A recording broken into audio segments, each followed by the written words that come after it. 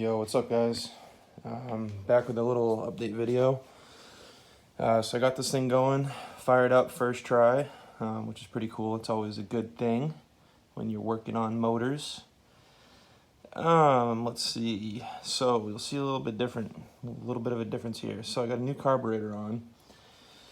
The carburetor that I was using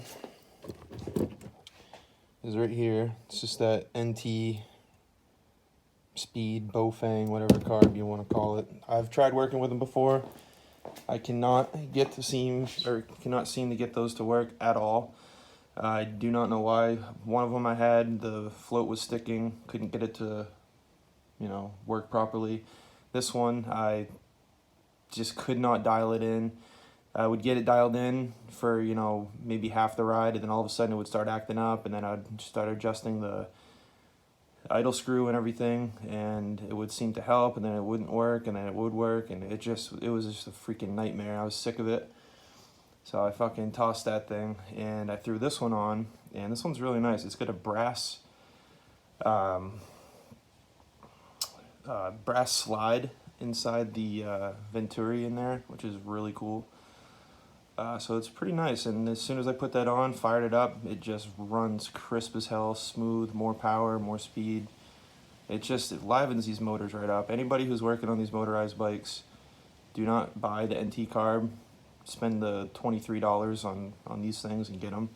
It is 100% worth the money, because I just did all the work on the reed valves and windowed piston, and I couldn't get this thing to work, but now it is. The other thing I wanted to talk about is the Permatex oil-resistant high-temperature gasket maker.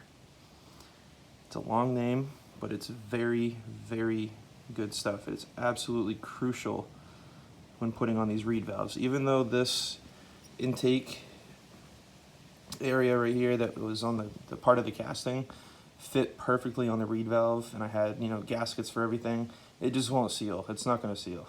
No matter what you do, it's not how tight you get it. It's not going to work. I've seen people on YouTube.